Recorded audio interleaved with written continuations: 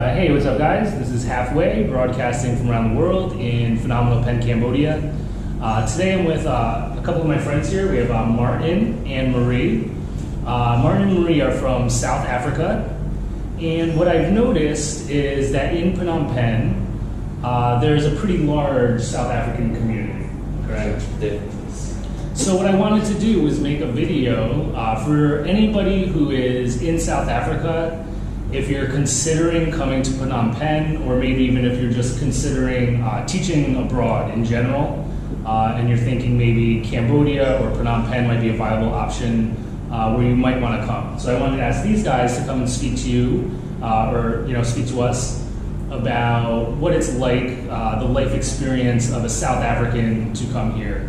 Because obviously, usually when I give these videos, I make these videos, they're from my perspective as an American. So I want to give you guys their perspective as South Africans.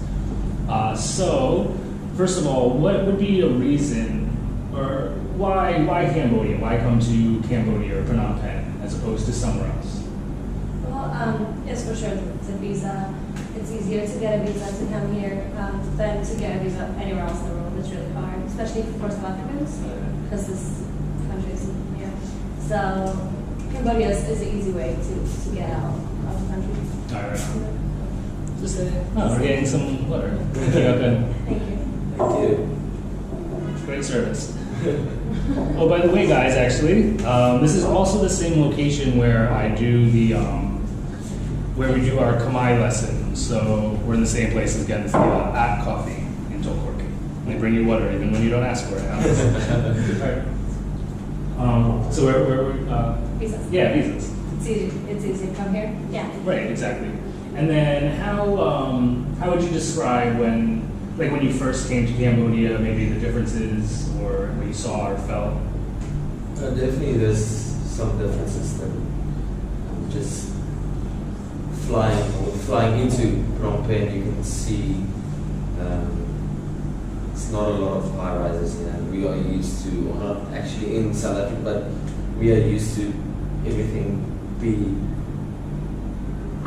far from each other, and it's not all congested into one space. That's the first thing I noticed when I arrived in Phnom Penh. But like Marie said, yes, definitely the visa is. We tend to struggle as South Africans to get visas to some of the countries. But like she said, visa on arrival is definitely a plus for us to come here. I was in China before, and that was also a bit of a struggle to get a visa. And yeah, well, I've been here almost a year now, and I've not looked back in a second. And no, it's good. I don't know if you add something to that, but no, it's been good since I got here. Also, just on a side note, because you mentioned you were in China before, how would teaching in China versus teaching in Cambodia, can you compare them at all? I can compare, yes. In China, we were a really small, for them it was a small city. It was still a city of 6 million people. So for us, when we stayed in China, my friend and I, we did it together. It's very lonely. You get lonely in China, especially especially in a city of 6 million people, and they are not used to foreigners. So when we got here in Phnom Penh, I thought it's gonna be the same, because I had friends here that was here before I came, and they said you have a comfortable life, and I want to see it for myself. So I said, okay, I'll give it a year. I'll come to Cambodia and see how it is. And then I realized it's not actually it's very expat-friendly city, and there's a lot of, like you said, a lot of South Africans that live here. And that was basically I got Cambodia or Phnom Penh sold me in the first week or so. But yes, it's been a good experience so far. Definitely recommend it to people. What about what about in terms of finances compared to maybe as a teacher back home? If you were doing essentially the same type of job, and then you came here, would you make more or less back home or here? And also just the lifestyle in general with the salary that you get. Is it great, like a better lifestyle, or the same, or anything like that? To teach here as a teacher, Right. it's much better in Phnom Penh. Okay. In South Africa, teachers are doing very well at all. The thing is, when the start of salary in South Africa, my sister is a teacher back in South Africa, Okay. and she started with less than we started here, Right. and she has a degree Wow. in teaching. So it's definitely, and South Africa is quite expensive. Right. The living cost there is quite high. If you want to stay in a decent area in South Africa, in Pretoria, the capital, we screw up. And so I would say definitely the financial freedom here is way better in South Africa. Yeah, that's definitely a plus for me too. I don't know. Right. And then also, like, just for a comparison, maybe, like, for example, like somewhere where you live here, or like an average apartment here, or whatever, maybe is what, $300. Like a small Western apartment, right? A small Western apartment might be $300. What would that same apartment go for in, you said, like Pretoria, or in, wherever you're from? Like I reckon we stay in Tultompong in Cambodia. It's quite a good area. So let's, if I think I compare to maybe the Linwood in South Africa, the South Africans will know Pretoria, will know where Linwood is. Yes, for $300 you won't get Anything. much.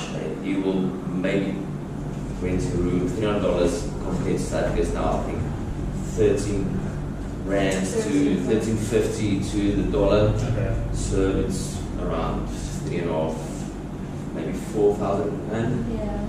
And 4,000 rand you will not get. You will not get the same that we get here. Right, okay. Definitely. Even on that note, though, your currency is called rand. Right. In South Africa. How is your experience adapting to using the dollar and the real? Was it difficult, or? It took me a while Right. to get to the real. Because you're constantly doing some kind of mathematical equation. Because for me, it's easy because we use the dollar, obviously. Yes. So I just had to know real, which was very simple. Yeah. But was it like challenging, a little bit challenging, or just not that big of a deal? Change the currency. I don't know. The thing is, we seem to convert everything back into our Something you should. the rand that, Right. that we are used to, and we discovered quickly that it's not, you're not gonna why compare it to or convert it to a rand if you don't work in rand, and things it's a lot. It's different. If you convert it, you're just shooting yourself in the foot, because it's not. You just say, wow, I'm paying this much for a haircut, but It's really cheap in dollar. yeah, Okay. if you don't convert it, it's actually cheap Okay. compared to what you earn. Right on, right on. And then also, something else about the currency. I said some idea about something. I don't know, that's fine. What about the, are there any other like big differences? Like things that are like, wow, you're really gonna have to think about this before you come, or? The traffic. Okay, the traffic.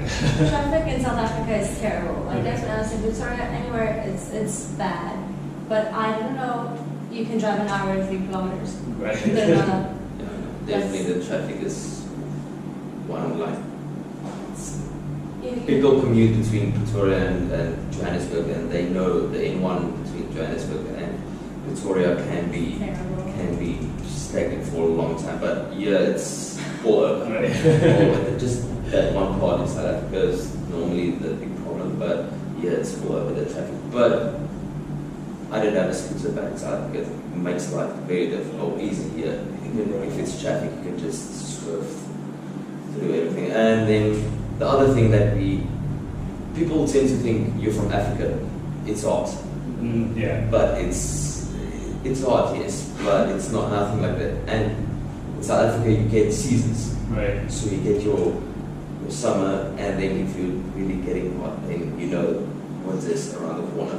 yeah, it's summer all the way through. For me personally, I'm still struggling a bit with the weather. I like the cold weather, and I love the winter back in South Africa. It's not too cold, but it's still, you still need to wear a jacket or gloves and it's so the weather fun is to wear, like, you know. yes, Right, so right. the weather is Yeah. definitely one to get used to, and it's a humid weather here, definitely. And where we stay, it's far from the coast, or back in South Africa, there's no humidity, it's just dry heat. Okay. But yeah, it's definitely the weather is So- one to get used to. I don't know, I'm not very good with Celsius, but maybe if you could describe, like tell in Celsius, like what is the temperature range here, like between this temperature and this temperature? So like what to expect, like the Cool. on average, like the coolest it gets here compared to the highest. Does it get cool here though? Like, Yeah, well, not cool, but just the least hot. well, South Africa, it gets hot, like 40 degrees sometimes. Yeah. It's a parties, stuff. Yeah. But like the average, I think where we come from, the average is around, 30. in summertime it's like 28, 30 years. Okay. Maybe I'm wrong, I don't know. So- Sorry if I'm wrong. It's fine. But yeah, Celsius, that is Celsius. Right. And here it's constantly above 30. Okay. In the And the winters. humidity is like And 80. the humidity, yeah, the real feel for Cambodia is it's 40 if you can say that, like 40 degrees Celsius. So basically, like the average temperature here is like your hot. So as you can see, Maria has left. She had a meeting to go to. Since we're talking to Martin just a little bit more. So we were talking about the temperature and that. So what would be if you went? Is there anything you would like bring with you from South Africa or something like here? Is there anything that you can't get here that you're used to having at home? Or if you were doing this again, is there anything you would like do differently? Well, there's all small things as South Africans. It's normally, for me personally, it's food, well, not food, meat. We are, myself, like again, I'm a big meat eater, and you don't get proper.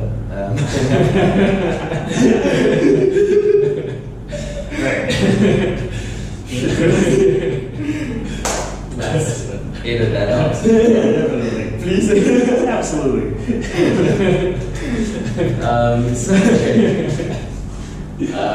Yes, so the meat for me is it's not a problem, but and then there's one thing that you guys call it back in the States, you call it beef jerky. Right. For us, biltong. Biltong for me especially was a big part of me, part of my life back in South Africa. I eat at least twice, 3 times a week. I eat biltong, but you don't get it here. You get it at some Australian butcheries here, but it's not the same. It's never the same as your own.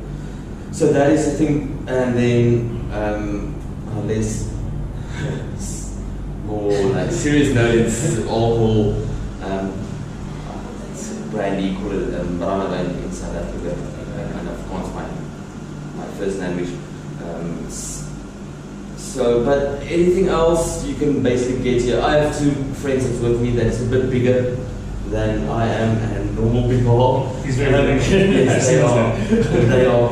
they're pretty tall and big. They can't find shoes here. They have to either go to Thailand or let the parents send shoes from back home. Okay. So small. If you're a big person, you're not going to get clothes here, especially shoes. But other than that, South Africans tend to be bigger than the normal. So yeah, I think if you're a big person, yes. That's true. Yeah. Bring some shoes. Yes, they are very small. Yeah. My people are generally very small, and South African people are generally very big. So I'm not that big in South Africa, but I feel so humongous here in Cambodia. But other than that, what about, have you ever shipped anything home? Like, have you ever had to send a package or transfer money or anything yes. like that? Not me personally, but my roommates, my friends from South Africa, they did. It's very easy to send money. We have Western Union here. Okay. If if you want to send through Western Union, we have MoneyGram here. So it's basically easy to send money. My friend also, his parents sent him a package through, I think it was DHL or something, and that got delivered to his school where he works without. It's a bit expensive, but it got there and it wasn't damaged. It was good condition, and it didn't take long. I think it took 3 or 4 days, working days. So don't do it over a weekend. Right. Do it in the week, yes. Yeah, I just want to just really quick interject there. My sister sent me a package from America, but she sent it just using regular mail service, not any like FedEx or DHL. So she sent it to me for a Christmas present, or like it's like Christmas stuff. I think she sent it in October or November, and I did not receive it until like July or August. It was finally finally got to me. So I don't know what happened to it. I don't know if it was just being held at the post office or whatever. One day my landlords were just like, hey, the postal people told us that you have a package. It's like, a package? And I was like, oh, this is for my sister from like 8 months ago. But yeah, so probably anywhere you're sending stuff, maybe try to use DHL or I don't know if they have FedEx here or whatever. DHL I see all over. DHL. All right, so I don't know, do you have any other any closing remarks to your South African brothers and sisters? Well, for me, it's medicine is also. There's a lot of pharmacies in Phnom Penh. You'll see if you get here. But we have medicine in South Africa that you don't get here, especially the first time when you get here, the first month or so, you tend to get sick. Or that was in my case, you can get sick because you're in a aircon room, you go outside, it's hard to go into it. That's get sick. And what I normally use is ACC 200. You guys will know that in South Africa, but you won't get it in Cambodia. So, but it's also very difficult to get medicine from South Africa or from from any country into get it shipped here, or even bring it along with you in your baggage. So yes, I think medicine is also not that important because you get your normal headache pills or whatever you want to call it. But yes, definitely medicine for that first month or so, just to get your immune system used to this climate. The climate. The thing is that the climate is the big. I don't want to say it's not an issue. It's a hurdle. Yeah, it's a hurdle to get over. All right, cool. So if you're thinking about coming here from South Africa, I hope that answered some of your questions. If you have more questions, guys, as always, I'll have my email in the description of the video. You can email me. I can ask Martin or Marie, or if you guys have some specific things, if you're coming from South Africa and we didn't talk about something that you want to talk about. Maybe if Martin and Marie would be so kind, maybe if you have a list of specific things, we can make a follow-up video about like, hey, here's some things we didn't mention, kind of stuff. That's all. Yeah, I mean, from my side. All right, cool, guys. This is Halfway with Martin, broadcasting around the world. Peace out, guys. Peace.